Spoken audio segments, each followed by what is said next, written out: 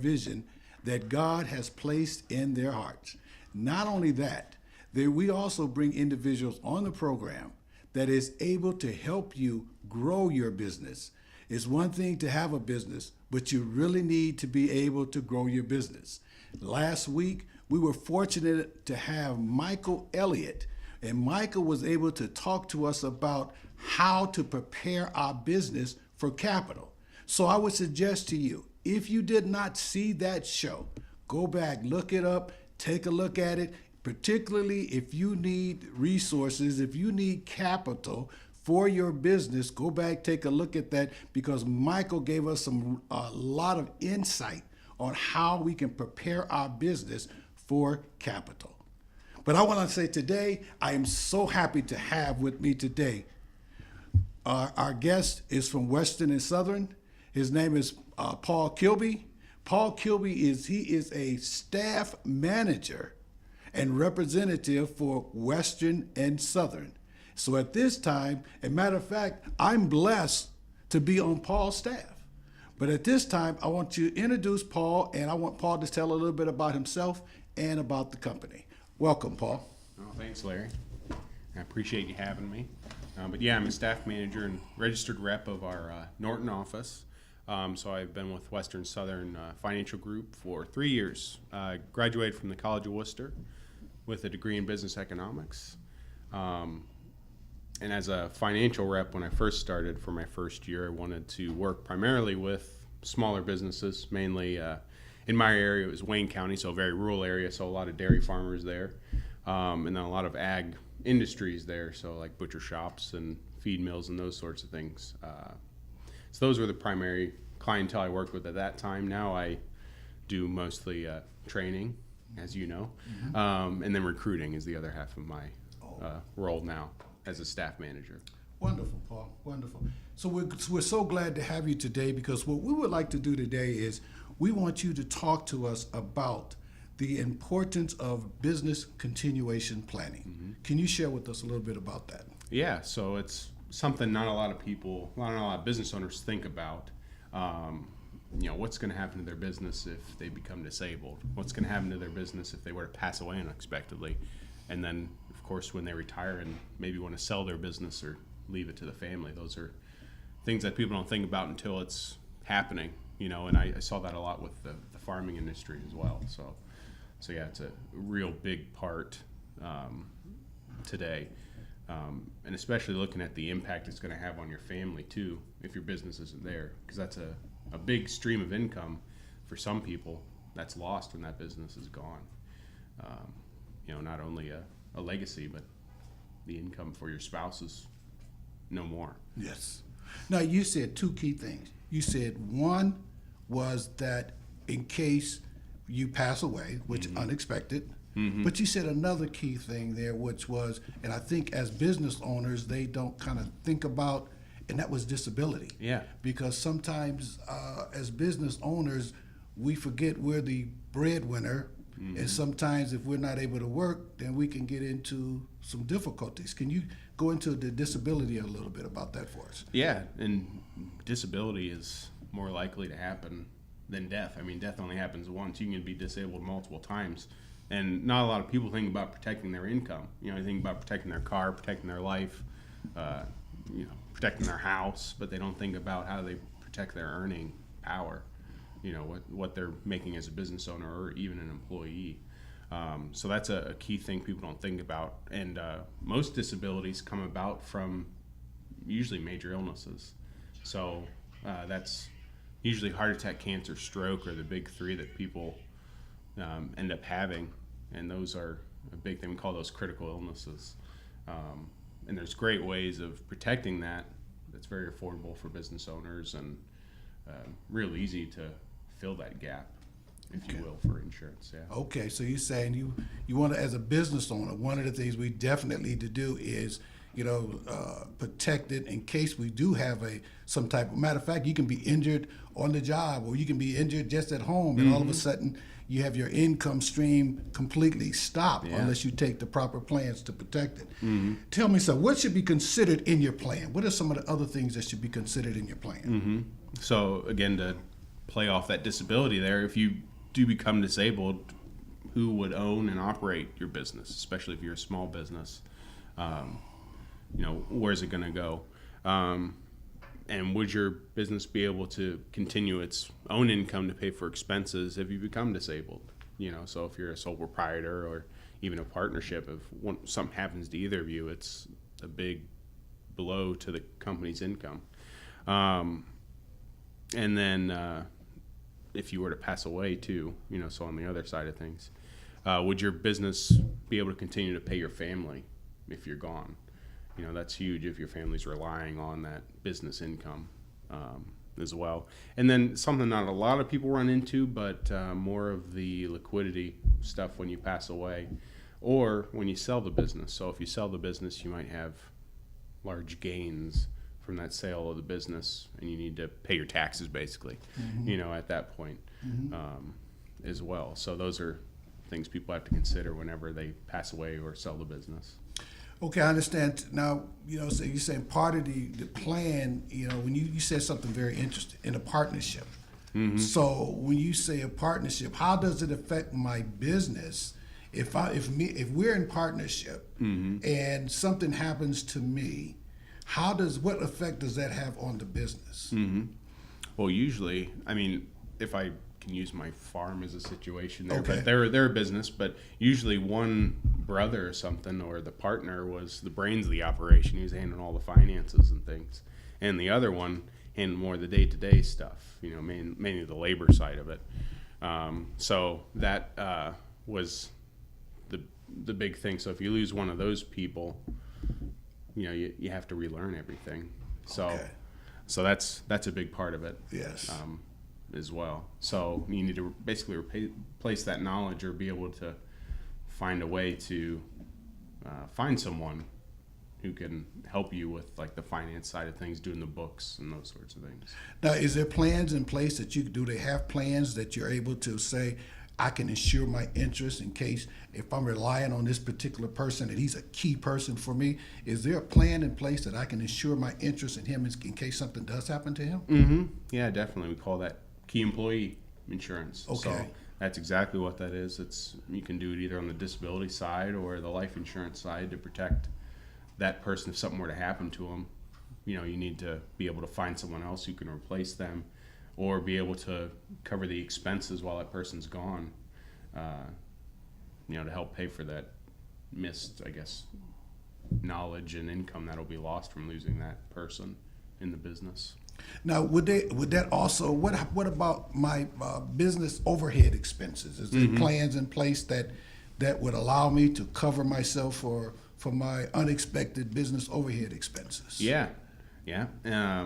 There is insurance that just pays for the expenses of the business, not replacing income, but just to pay. If you got to buy supplies for your business, so it pays to get the different inputs for your business, helps pay for any loans or debts you have outstanding, those sorts of things that help your business run in that time of a disability or even a death at that time. Okay, now that was very key too, because one of the things that was of interest to me is that what happens with a business. Say, for instance, I'm the business owner and something happens to me. What happens to the loans, or what happens to the bills? Is my family responsible for them? Is the business responsible for them? What happens to them, and also how would I protect myself in that area? It depends on how the business is set up and how all the legal stuff is laid out. So I always say, refer to your CPA or attorney for those specific questions on basically who inherits the debt.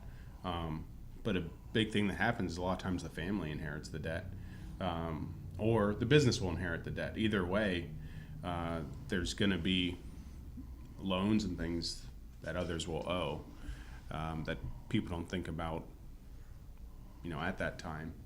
So I guess does that answer your question? Yeah, there? pretty much, yes, because of the fact that, I think that as a business owner, not only do we have to keep in mind that we're our day-to-day operations of the business, but we also have to keep in mind that we have to protect our business in case something happens, that it doesn't become a liability to our family. You know. Now, would you say we talked about it before a little bit, but by talking about a buy-sell agreement, how would a buy-sell agreement, and can you go into a little bit about a buy-sell agreement, how that works? Because I think that's used to keep the business from just transferring to my spouse, which may not want anything to do with the business. Exactly. Yeah.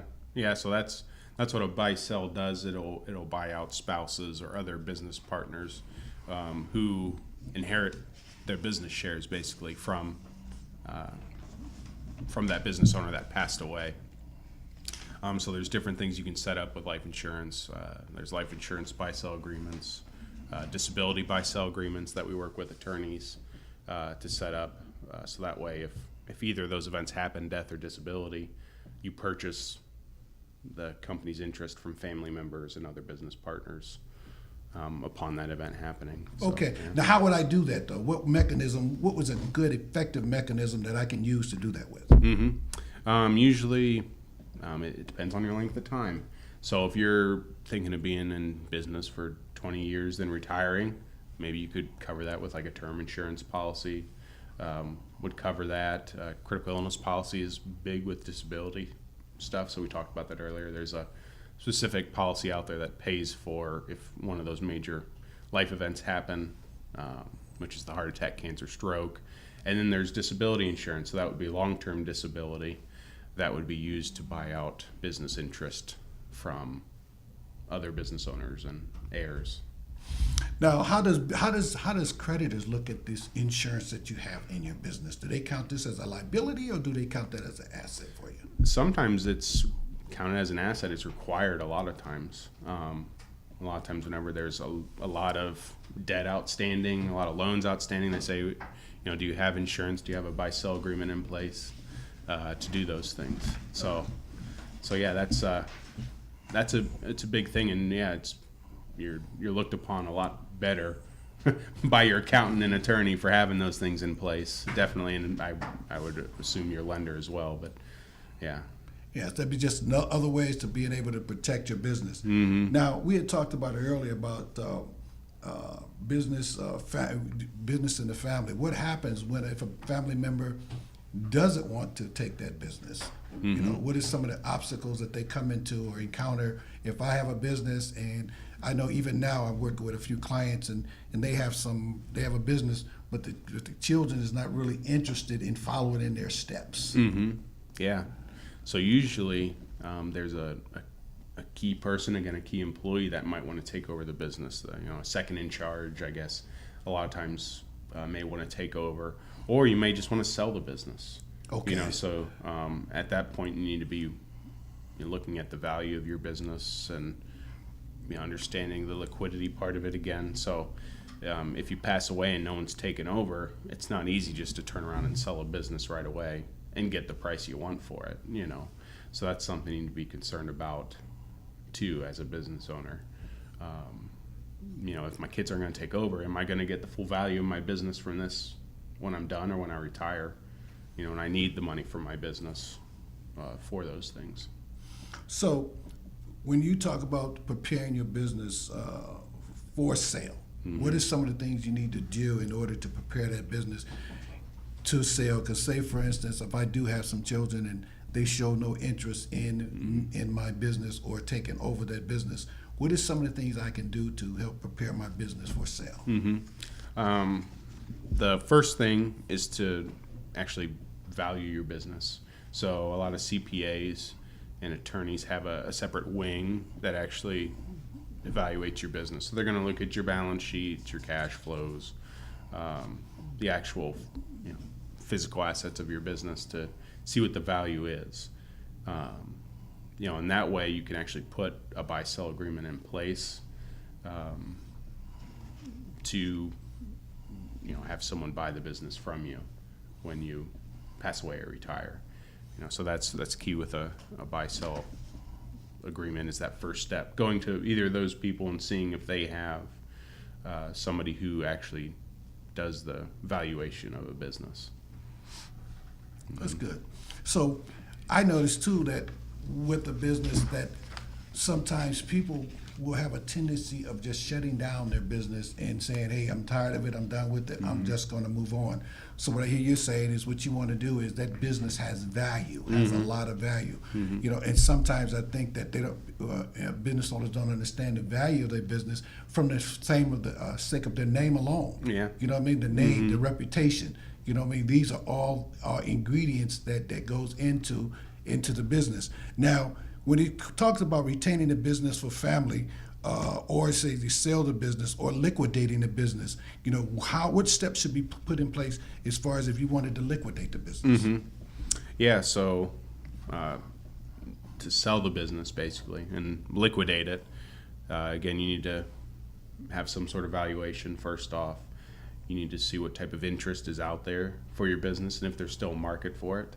I mean, in this area, you've seen a lot of businesses that have gone out to the wayside, you know, because there's not much value in producing, you know, like in this area, steel anymore, you know, as much as it used to be for many different factors. But, you know, that's something you need to look at. You need to gauge the interest of those around you and ability to buy it. You also need to see if there's funds available to buy it, you know, so people may be interested in buying it, but do they actually have the ability to buy is a big thing.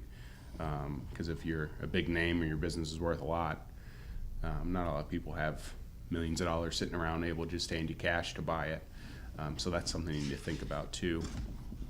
I think that's the biggest three there. Now, I know we talked about several things. One area we did not touch on too much, and I would like to touch on it a little bit, and it's talking about the estate planning. I guess this is another part of, because I think sometimes as business owners, we don't understand sometimes that our business can be worth a lot more than we think it's worth, and in doing so, there's estate planning that should be in place so that we can know how that business can be transferred to our loved ones or even to someone else or as a gift. Can you talk about that a little bit, please? So the estate taxes have changed over the years. Like I always say, if there's a big tax question, always refer to your CPA, because we're not tax advisors, of course. Always have to put that in there. But the biggest thing I think I see is the liquidity part of it, the ability to pay for taxes when they sell the business. Like what happens a lot is the business is gifted to heirs. Okay. You know, so they keep getting a gift, and maybe mom and dad bought the business for $500 30 years ago, and now it's worth $20,000. You know, you got a big gap. That's a $15,000 gain. You know, so you have to have the liquidity. You know, if you want to sell the business, you got to be worried about that. You're going to be taxed on that full amount.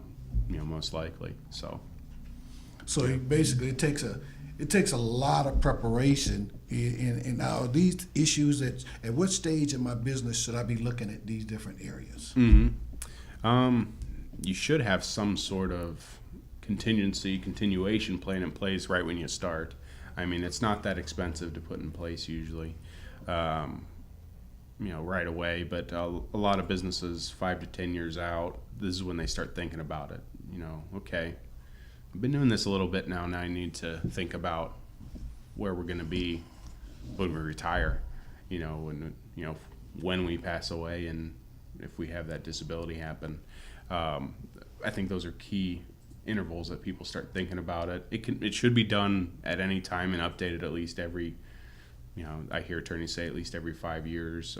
Usually if there's any big event within the business, a partner comes on, those sorts of things, it needs to be updated, those agreements and those continuation plans. But yeah, I mean, there's never a bad time to do it. Because there's a lot of short-term fixes too if there's a lot of ups and downs in your business starting off in the first 5 years. But yeah, good. Now we talked about a lot. We've talked about some key components with the disability insurance. We talked about the life insurance. You know what I mean? We talked about the critical care insurance. You know what I mean? We never even got a chance to get into the health insurance, but that's just something all in itself by itself. But now, from my understanding, can you talk to the fact of how that these different protections that you can put in place how they can be paid for. Because I think there's a there's a conception out there that is separate from the business. But can you talk about a little bit how they can be paid for? Yeah, usually with the buy-sell agreements, again, you can use different types of insurance, like you said, to do those buy-sell agreements. But the business usually pays for it. A lot of times, if there's multiple owners, and then also, so the business can pay for it, one, and the other is if there's like a partnership. One partner can pay for the other partner's insurance and vice versa. Okay. Those are called cross-purchase buy-sell agreements. All right. So those are the two that you usually see out there. Either the business pays for it or the partners pay for it. But that's usually the case. The business can pay for it, which is nice in terms of having cash to pay for it. But yeah, that answers that question. That's good. So basically then, so when I'm setting my business up, and these are part of the, what shall I say? These are part of the pillars that I need to make sure I have in place, and some of the expenses that I need to put in place for my business, because in reality, if I'm hearing you correctly, they are an expense, but they are protection at the same time. Yeah. Particularly if I'm a sole proprietor and my family is relying on me. So it would be very, very prudent on me to make sure that I have some of these things put in place. Because I find that I've been talking to different businesses, and they are stretching out and they're going out on faith, and they're believing God to be able to transition from where they're at to another place. But then by the same token, sometimes when I talk to them about these different areas, they're not sure about how to go about it. So at this point, how should they contact you how should they contact you as far as if they wanted some additional information? Or would you like for me to give it?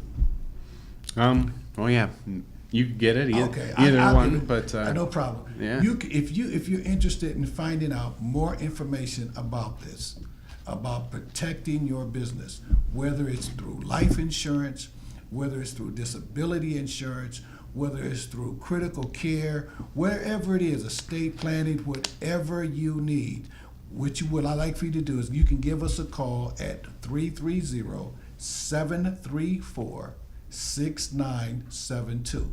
Once again, that's 330-734-6972. If you have any questions whatsoever, give us a call. We would be more than happy to get back with you, because basically what we're doing right now is we're giving you the surface of everything that we're talking about. It can go a lot more deeper into everything we've talked about, particularly every situation is different. Your situation will be different than mine. Mine will be different than Paul's.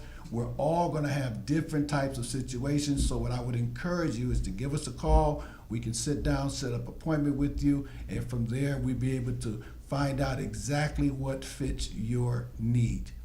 In addition to that, we're fortunate today because Paul has allowed us he's allowed us to offer for you to register to be able to have a lunch and learn at your particular business. If you give us a call at that number, 330-374-6972. Once again, that's 330-734-6972. If you give us a call, you can register to be able to have a free lunch and learn at your business. Yes, Paul is going to bring you out lunch for not only the business owner, but everybody in the establishment. This is how serious he is about making sure businesses are ready and prepared for the future. And that is what this program is all about, being able to help you take your business to the next level. And the things that we've talked about today, the life insurance, very important, the critical care, the disability, all of these areas are very important for you to make sure you can protect what God has put into your hand. But before I go any further, I'm going to give the last words to Paul. I would like for him to give some words of encouragement and give us some ideas or some next steps that if we would like to take. Mm-hmm. Yeah, well, thank you again for having me on. I think the biggest takeaway is some action. You know, just to talk about it is the biggest thing. You know, and that's the hardest thing, I think, is to actually have that conversation with someone about what's going to happen in the business when they're gone or disabled or everything we've talked about today. That's always a great first step, is just starting. Yes. Always is just starting it. Yes. Because it's not an easy conversation, but again, that's why I say, you know, I have a career, because it's our job to have that conversation. It's your job just to think about it. So, yeah. Well, I thank you very much, Paul, for being with us today. Thanks, Larry. And I would just like to say to you today that, you know, this is it's very difficult. Life insurance, disability insurance, any of these type of insurances, unfortunately, is very difficult for anyone to sit down and talk about. You know, it's like the bear in the room or the elephant in the room. You know, he's there, but nobody wants to acknowledge it. But I will say to you this, that if you want to protect your business, if you want to make sure that if you're out here in business for yourself, that your family's taken care of, if you want to make sure that you're out here in your business, in case you slip, you fall, or whatever may happen, that your finances will keep flowing. If you're out here and you have a business, and all of a sudden you got a key employee, and that person decides that somebody else realizes that he's a key employee for them also, and they leave and go somewhere else, or they just decide to leave, you know what I mean? Or they find a better offer, or they may decide to start their own. All of a sudden now you're left there, right there, wondering, what am I going to do? There's a plan for you to cover that. So we just want to say to you today that give us a call. We'll be able to go over some of these topics with you, give you some very good options. Because one thing about Western and Southern, they have a very good portfolio that they're able to accommodate whatever type of business you are. And with Paul, he's been around to the place where he knows exactly what he's doing. I can speak from experience. I've seen some of the plans that he's put together for different businesses, and they're outstanding plans that the business owners, as they walk away, they're walking away saying, hey, I'm really glad I met and had a talk with you all. So once again, we want to thank you all so much for tuning in today. This show is Share Your Vision. And right now, we haven't had too many business owners on yet, but we're laying a foundation for the business owners that are out there, so that you have any questions, you will be able to tune in and get some answers. So once again, we thank you. We look forward to seeing you next Monday from 1 to 1:30, and we're going to have another outstanding guest on for you to help you grow your business, because the Word of God says He has given us the power to get wealth. Why? So we can establish His kingdom. Thank you. See you next week. God bless.